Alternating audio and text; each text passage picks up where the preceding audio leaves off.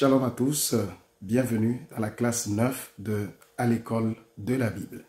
Vous savez que nous avons fait un long voyage ensemble dans cette étude et la classe 9, nous sommes presque à la fin aujourd'hui et nous sommes en train d'étudier simplement cette méthode d'étude de la parole qui s'appelle COCA, c'est un acronyme, C pour contexte, O pour observation, C pour compréhension et A pour application.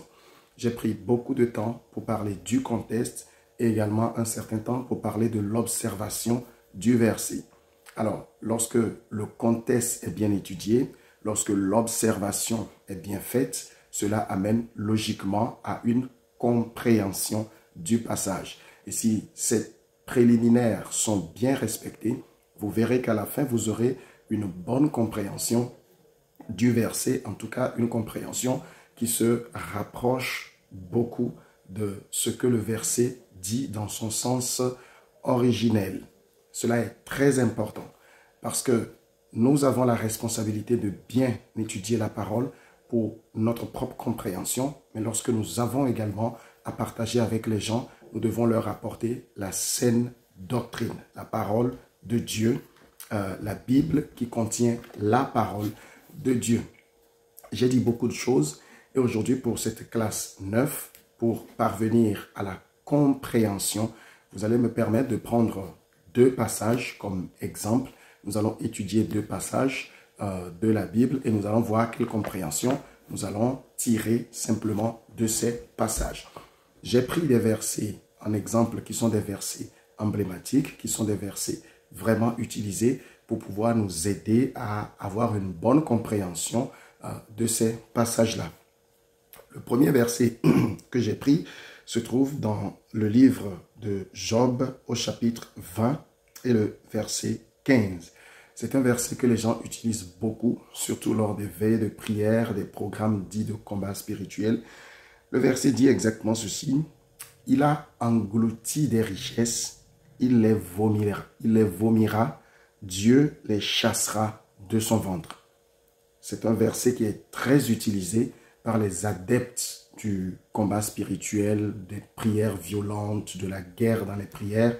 Et ils prennent ce passage parce que ça dit qu'il a englouti des richesses. Il les vomira, Dieu les chassera de son ventre. Donc ils disent que oui, toutes tes richesses que les méchants ont englouties, ils vont les vomir. Dieu va les enlever de leur ventre. Mais comme nous sommes des étudiants sérieux de la parole, il faut interroger, est-ce que c'est très exactement de cette façon qu'il faut appliquer le verset?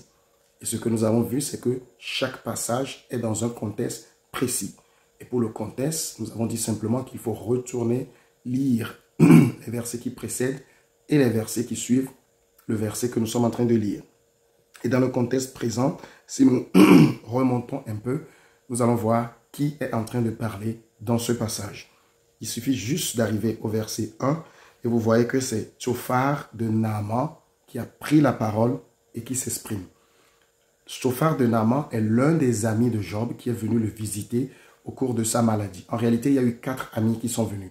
Mais 3 ont parlé du début jusqu'au chapitre 33, il me semble. Et le 4e a commencé à parler à partir de là. Lui, il est plus jeune, donc il s'est tué jusqu'au bout. Donc, c'est l'un des aînés qui parle. La Bible dit au verset 1, Tsophar de Naaman prit la parole et dit, « Mes pensées me forcent à répondre et mon agitation ne peut se contenir. » En réalité, ce qu'il dit, c'est la réponse à ce que Job venait de dire au chapitre 19. Donc, il lui dit, « J'ai entendu des reproches qui m'outragent, le souffle de mon intelligence en donnera la réplique. Ne sais-tu pas que de tout temps, depuis que l'homme a été placé sur terre, le triomphe des méchants a été court, et la joie de l'impie momentanée.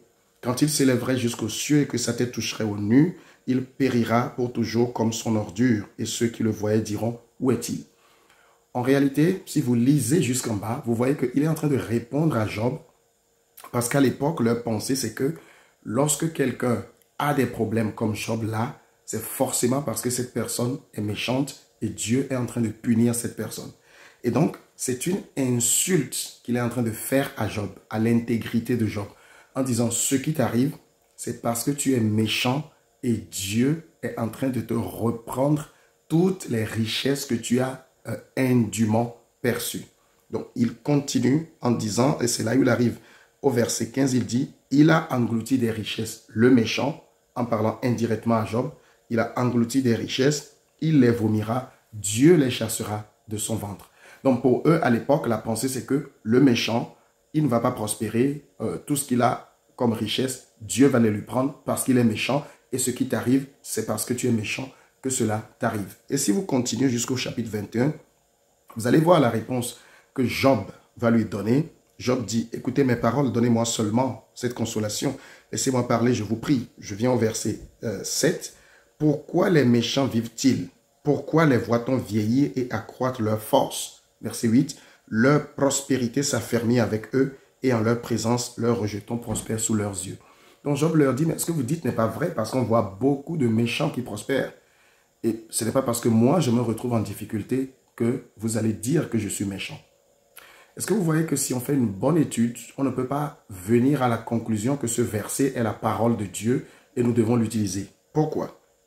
Parce que le livre de Job, si nous descendons à la fin au chapitre 42, je pense le verset 7, chapitre 42, le verset 7, là c'est Dieu qui parle maintenant.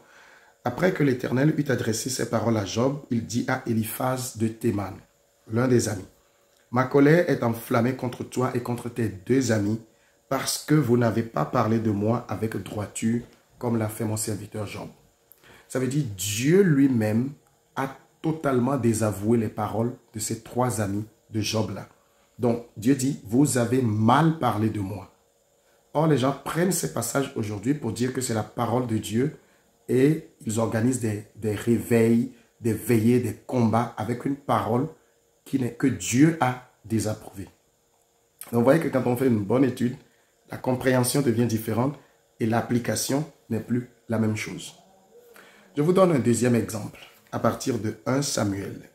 1 Samuel, le chapitre 2 et le verset 6, vous allez voir, il est dit, l'Éternel fait mourir et il fait vivre. Il fait descendre au séjour des morts et il en fait remonter.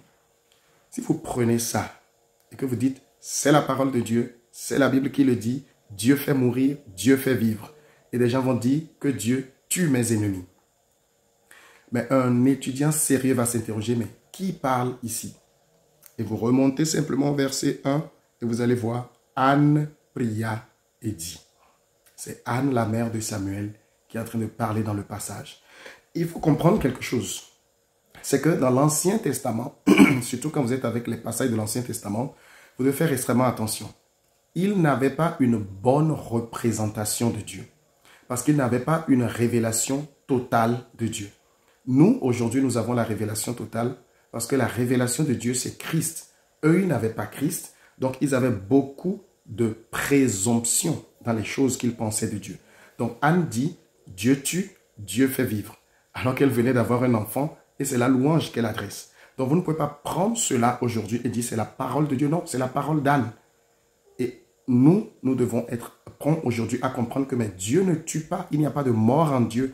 Parce que la Bible dit en Apocalypse que le dernier ennemi qui sera vaincu, c'est la mort. Donc la mort est ennemie de Dieu et Dieu ne peut pas utiliser la mort.